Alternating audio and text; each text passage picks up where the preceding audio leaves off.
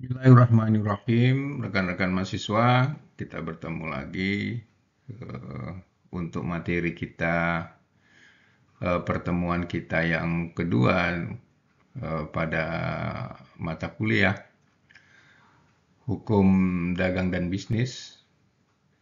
Pada pertemuan ini, rekan-rekan mahasiswa, kita akan membahas tentang istilah dan ruang lingkup hukum bisnis dan dasar-dasar hukum dagang di Indonesia terkait dengan hukum perdata.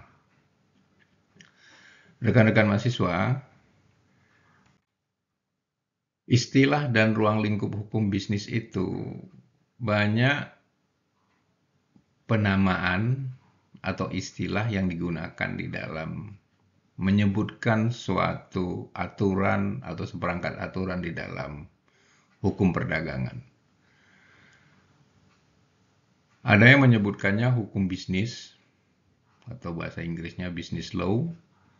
Kemudian ada lagi istilah yang berkembang dengan penyebutan hukum dagang atau trade law. Ada juga menyebutkannya commercial law atau hukum perniagaan, economic law, ya hukum ekonomi. Semua itu penyebutan-penyebutan itu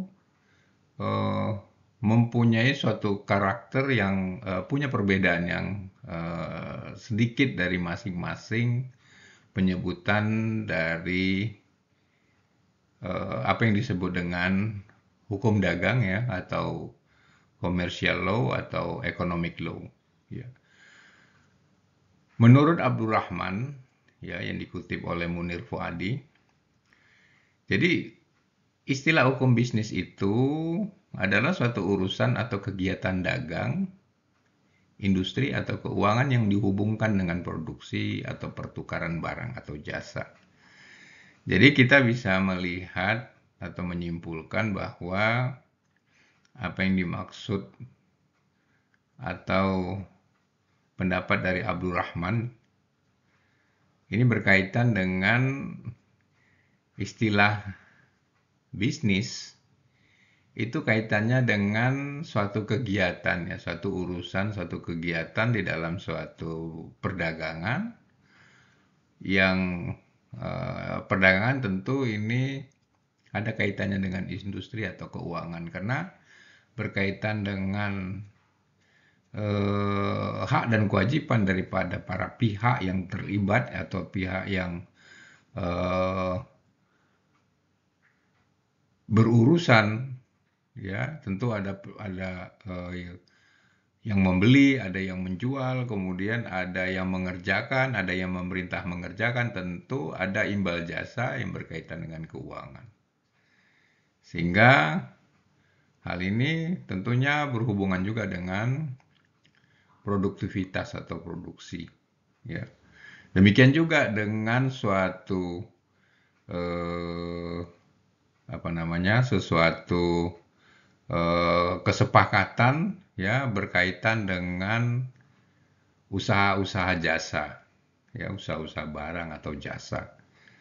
Jasa misalnya contohnya ketika konsultan melakukan sesuatu pekerjaan yang diperintahkan oleh kliennya, ya misalnya jasa pengacara, jasa konsultan pajak dan lain sebagainya. Ketika dia melakukan pekerjaan itu, dia akan menerima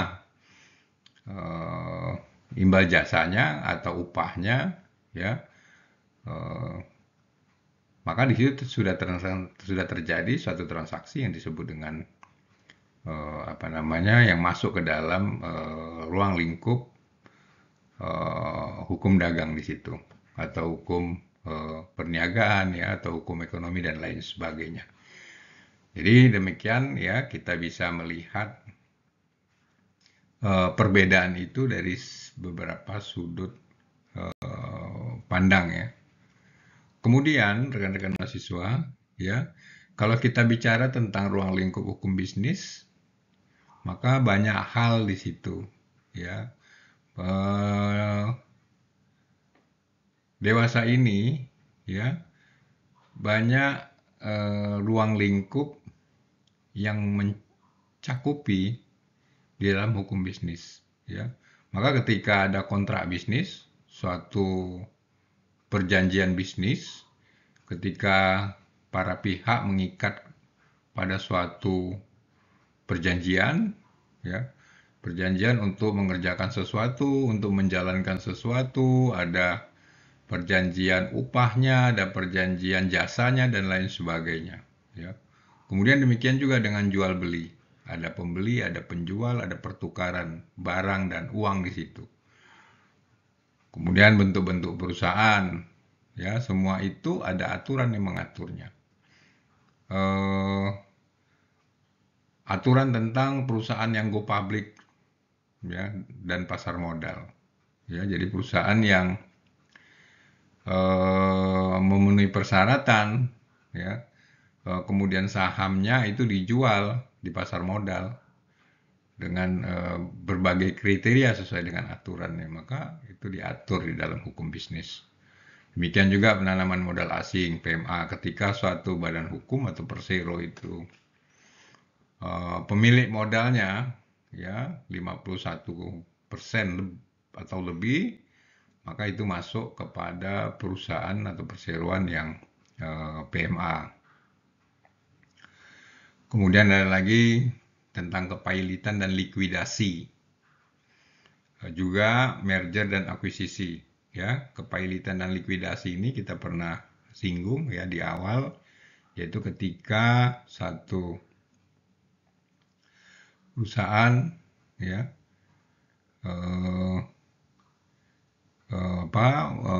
digugat pailit ya, ketika dia mempunyai kewajiban untuk membayar hutang-hutangnya ya, kemudian dia tidak ada kemampuan, maka si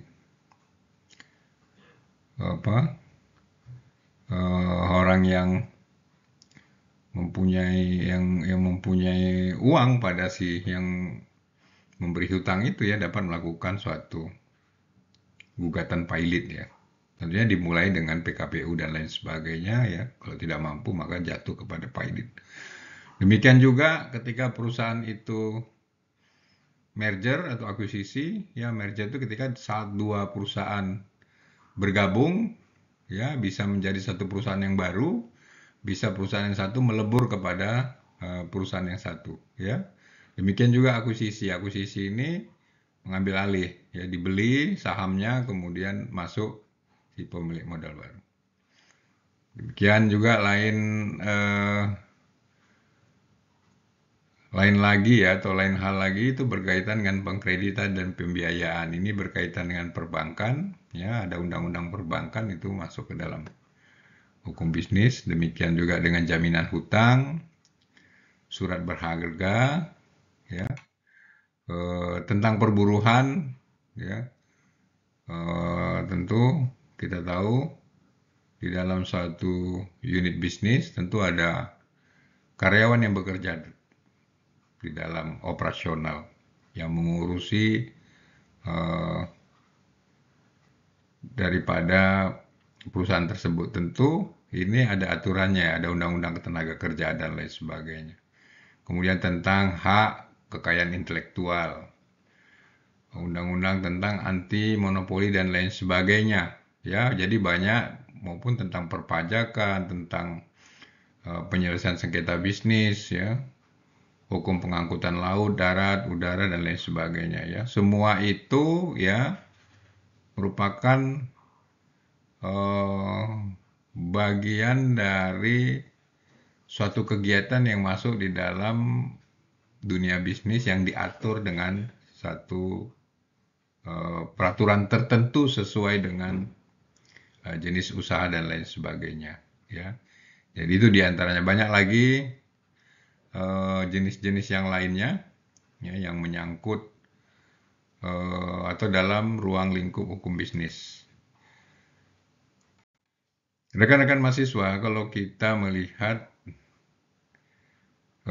dasar hukum dagang di Indonesia ya terkait dengan hukum perdata ya, maka Hukum perdata itu adalah suatu aturan yang bersifat umum, ya, general. Kita tahu hukum perdata itu Burgerlijk Wetboek itu mempunyai pengaturan ya berkaitan dengan tentang orang, ya, tentang benda, kemudian perikatan, ya, dan lampau, ya, verjaring. Kemudian hukum dagang juga mengatur tentang berkaitan adanya hal-hal yang seperangkat aturan yang mengatur tentang bagaimana hubungan yang ditimbulkan dari suatu perdagangan atau suatu jenis usaha. Berkaitan dengan hubungan KUH Perdata dengan KUHD ini, ya, tentu KUHD ini melulu mengatur tentang dunia usaha. Sehingga KUHD ini disebut ketentuan yang bersifat khusus, ya, atau spesies di dalam dunia usaha. Tapi ada beberapa hal di dalam peraturan ini, ya, antara KUH Perdata dengan Kitab Undang-Undang Hukum Dagang ini, ada beberapa yang diatur yang beririsan, ya, yang beririsan tentang suatu usaha. Sehingga, ya, kita pernah mendengar ya suatu asas tentunya, ya. Kita ambil contoh nih, misalnya hubungan antara KUH Perdata dan KUHD terlihat dari isi pasal 1 KUHD yang mengemukakan KUH Perdata seberapa jauh dalam KUHD ini tidak khusus diadakan penyimpangan-penyimpangan berlaku juga terhadap hal-hal yang disinggung dalam kitab ini, ya. Jadi hal-hal yang diatur bersamaan, ya, kemudian berkaitan dengan yang berbenturan, maka itu yang diberlakukan adalah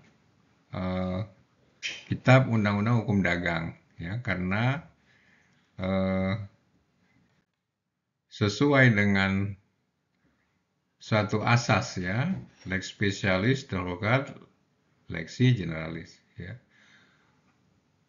Hukum yang bersifat khusus itu akan mengenyampingkan hukum bersifat umum, ya.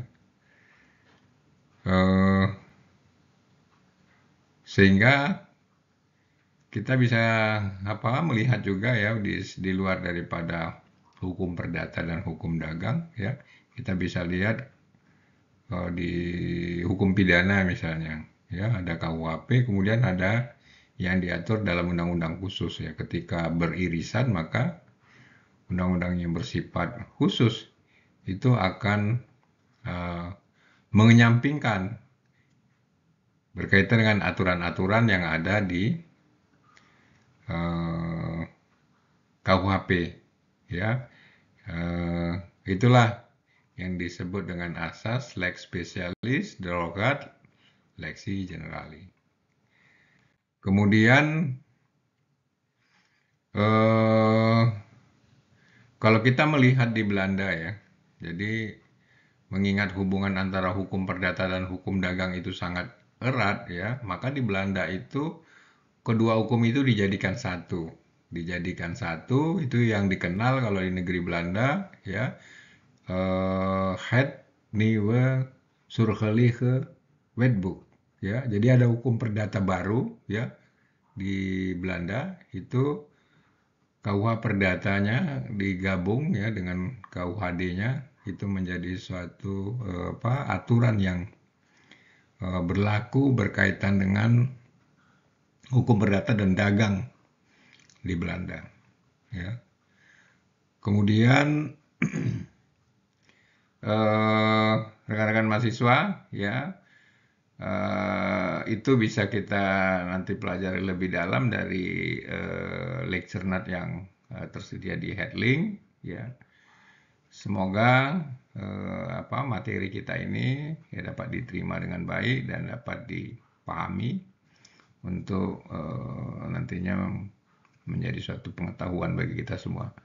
Demikian untuk materi kita pada pertemuan yang kedua, ya.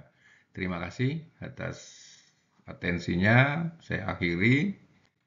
Assalamualaikum warahmatullahi wabarakatuh.